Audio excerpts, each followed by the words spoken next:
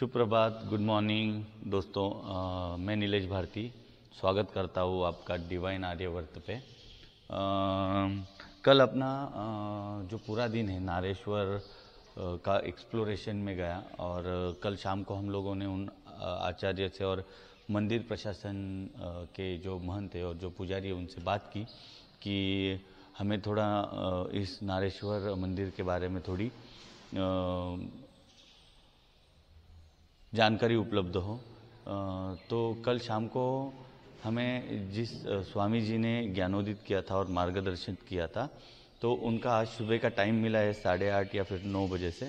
तो कोशिश कर रहे कि उनसे हम लोग मार्गदर्शन ले और नारेश्वर मंदिर के बारे में जो महत्ता है, जो जानकारी है, वो हम आप तक पहुंचाएं। तो आज का हमारा जो प्रयोजन है पूरे दिन का, यहाँ पे 2-3 पुराने और प्राचीन मंदिर है, उसका एक्सप्लोरेशन करेंगे हम लोग, उसकी जानकारी लेंगे और उसके बाद में कुबेर भंडारी एक जगह है, वहाँ पे जाने की प्रयास करेंगे, कोशिश करेंगे कि वहाँ तक आज पहुँच पाए। क्योंकि आज का जो नारेश्वर का स्टे है वो यहाँ से लगभग 10 से 12-15 किलोमीटर तक 3-4 ऐसे मंदिर है जो प्राचीन है और जिनकी महत्ता है। तो बने रहिए अपने चैनल पे और अभी तक लाइक, सब्सक्राइब और कमेंट नहीं किया है, शेयर नहीं किया है, तो प्लीज़ ज़रूर करें। सब्सक्राइब से आपका प्यार हम तक ज़रूर पहुंचता है। सो गुड आफ्टरनून दोस्तों। जैसे कि हमने आपको प्रॉमिस किया था कि आज हम नारेश्वर महाराज के दर्शन के लिए आए हैं और नारेश्वर महादेव में जो प्रशासन, मंदिर प्रशासन में शास्त्री जी है, जो महंत है, उनसे थोड़ा हम मार्गदर्शन प्राप्त करेंगे और ये मंदिर के बारे में जितनी भी जानकारी हम जमा करके आप तक पहुंचाने की कोशिश करेंगे। और जो महाराष्ट्र में दत्त संप्रदाय की लोग फॉलोअर्स है, यानी कि उनके मार्ग पे, जो पद पे जो चलना आरंभ कर चुके हैं, तो उनके लिए भी एक नई अनुभूति और नया जानकारी यहाँ पे अपने लिए उपलब्ध है।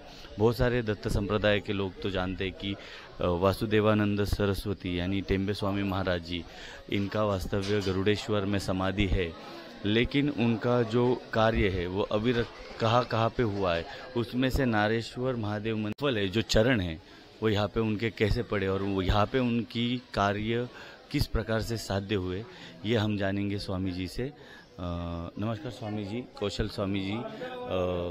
आप हमारे व्यूवर्स को इतना मार्गदर्शन प्रवाहित किए कि जो नारेश्वर मंदिर है ये और टेम्बे स्वामी सरस्वती महाराज जी का यहाँ पे जो हुआ कार्य और मंदिर के बारे में जितनी भी जानकारी अगर आप हमारे व्यूवर्स को दे पाए, तो मैं रिक्वेस्ट करूँगा कि वो जानकारी आप कृपया प्लीज़ हमारे व्यूवर्स को प्रदान करें। अवधूत चिंतन श्री गुरुदेव दत्त। पुराणों में इस स्थान का उल्लेख कपर्दीश्वर के नाम से मिलता है और गणपति जी की ये तपोभूमि है।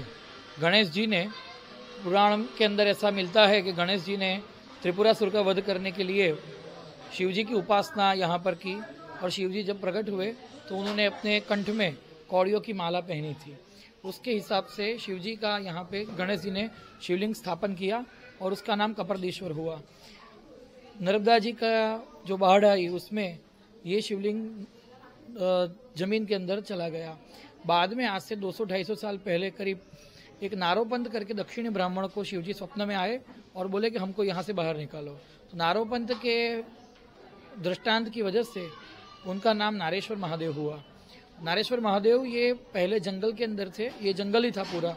आसपास ये जितना भी बड़ा आश्रम दिख रहा है ये नर्मदा जी का कोतर था, नर्मदा जी का जंगल था। और यहाँ पे दिन में भी सूर्य प्रकाश नहीं आ सकता था, सूर्य का प्रकाश नहीं प्रवेशता था। इतने बड़े बड़े सघन वृक्ष थे, लताएं थी। लेकिन जब महाराज जी रंगवदूत स्वामी, उनका पूर्वाश्रम का नाम पांडुरंग विठल पंतवाड़ा में, मूल रत्नागिरी के, लेकिन उनका जन्म गोधरा में हुआ, तो वो जब यहाँ पे आए तो ये 7 गांव का श्मशान था, जंगल था। लेकिन यहाँ पे आते ही उन्होंने देखा कि सांप और मयूर साथ में खेल रहे हैं। रात को उनको स्वर्ग के या आदि सूक्ष्म जगत के बहुत अच्छे अच्छे अनुभव हुए कि वो लोग यहाँ पे आकर शिव जी की स्तुति करते हैं। तो उन्होंने सोच लिया कि हम यही स्थान को अपनी तपोभूमि बनाएंगे। और बाद में यहाँ पीछे, मंदिर के पीछे एक नीम का वृक्ष है, तो वो कड़वा था, वहाँ पे महाराज जी ने अपना आसन लगाया और दत्त पुराण के, टेंवे स्वामी रचित दत्त पुराण के 108 पारायण किए। 108 पारायण करने के बाद उन्होंने 108 दिन में नर्मदा जी की परिक्रमा की।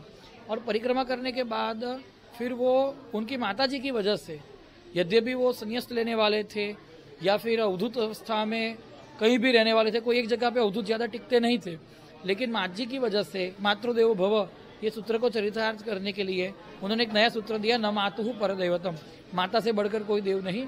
इसलिए उन्होंने ये पूरे गुजरात को या पूरी दुनिया को सिखाने के लिए माँ जी को अपने साथ रखा और बाद में 40 साल वो यहाँ विराजे।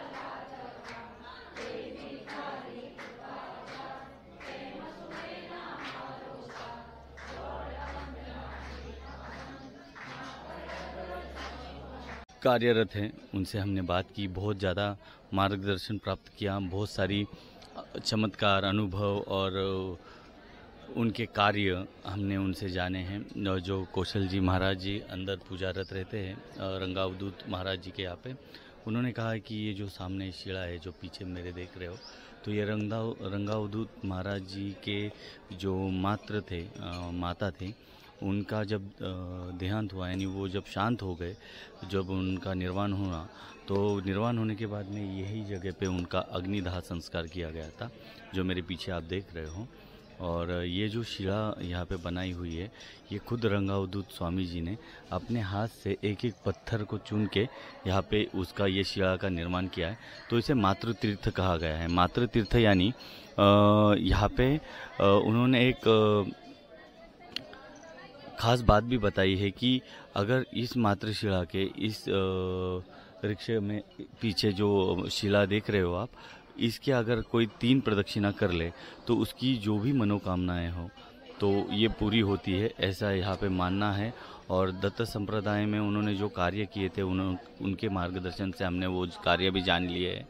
ये उनका माता जी का मंदिर और स्मृति यहाँ पे उन्होंने लिखे हुए आदेश जो दोहे में लिखे और कविता में लिखे हैं, यही वो शिला है जिसको रंगावधूत जी ने अपने हाथों से बनाई है, एक एक पत्थर जोड़ के। गुड इवनिंग दोस्तों, अभी शाम का वक्त हो गया है, 5 बज चुके हैं, तो हम लोग चाय पीने के लिए आए हुए हैं।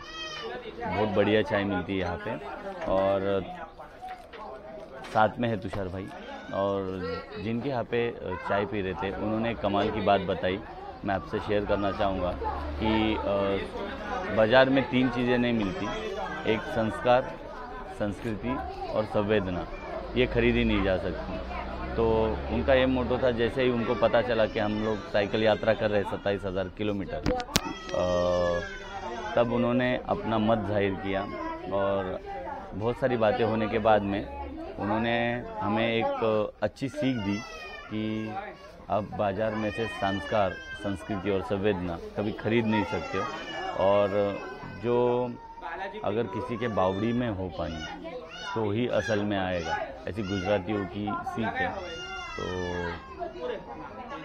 बहुत बढ़िया लगा ये बात सुन के। तो दोस्तों अभी हम जहाँ पे चाय पी रहे थे उस दुकान में, रेवान होटल में, ये नज़दीकी होटल है अपने रंगावधूत स्वामी जी के मंदिर से, और इनके जो प्रमुख संचालक है वो भी हमारे साथ जुड़े हैं।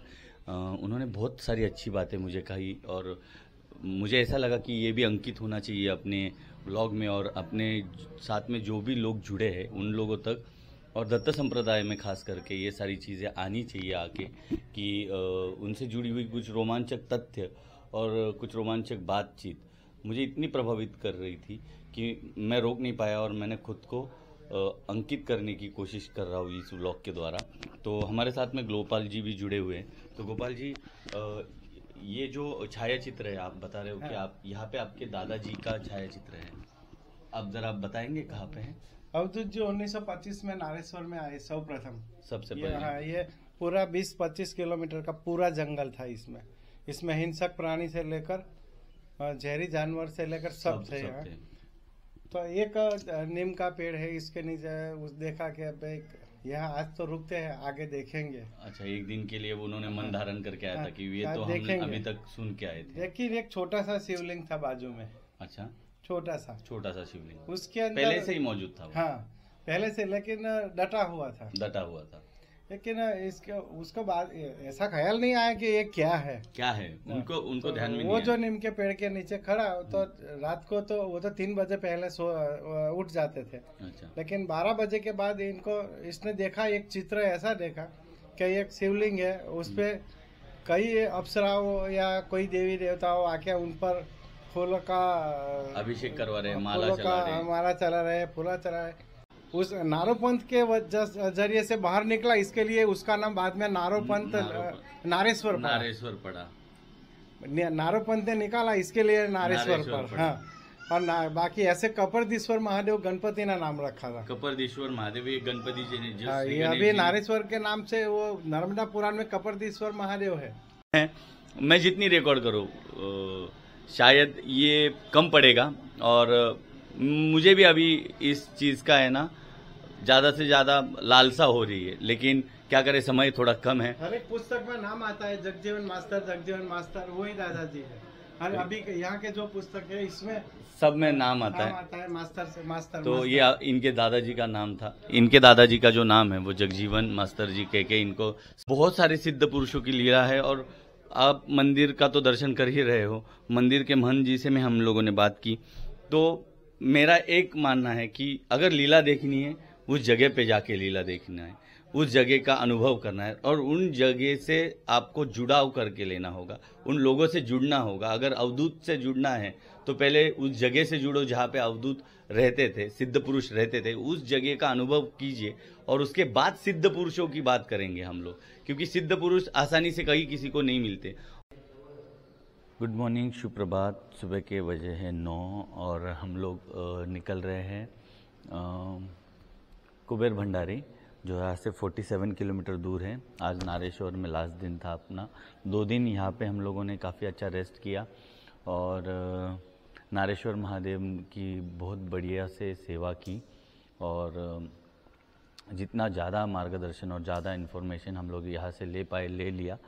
अच्छे कनेक्शन बने, अच्छे बॉन्ड्स बने। यहाँ पे लोग बहुत काफ़ी अच्छे जो नर्मदा परिक्रमा में आते हैं उनसे बहुत अच्छे से बात हुई, बहुत अच्छे से जाना कि परिक्रमा कैसी होती है, कैसी सेवा की जाती है माता रानी की, नर्मदा मैया की। बहुत अच्छा अनुभव रहा। मैं यही बोलूँगा आप सब लोगों से कि आप भी एक बार नर्मदा परिक्रमा का अनुभव कीजिए। अगर हो सके तो आप नर्मदा परिक्रमा डिवाइड में भी कर सकते हो, अपनी जैसी संभव हो वैसी भी कर सकते हो, क्योंकि एक दिव्य अनुभूति का अनुभूति का पता चलता है, और एक अलग सा अनुभव आपको यहाँ मिलेगा। तो कोशिश कीजिए कि जितना हो सके आप इस दिव्यता से जुड़े, और आप खुद अनुग्रहित हो और लोगों को भी प्रेरित करें इस चीज़ के लिए। बाकी खैर हम तो मिलेंगे आपसे। अभी हम लोग जा रहे कुबेर भंडारी, वहाँ से आगे पावागढ़ का प्लान है। टोटल है 107 किलोमीटर। आज देखते हैं कितने ज़्यादा से ज़्यादा, अगर रोड अच्छी हुई तो पावागढ़ तक जल्दी पहुँच जाएंगे। तो और रास्ते में चलते चलते अगर कुछ अलग अनुभव होते, दिव्यता के अलग कुछ मंदिर और या फिर तीर्थ मिलते हैं, या फिर कुछ अलग जानकारी हमें प्राप्त होती, तो बने रहिए अपने चैनल पे, आपको पता चल जाएगा।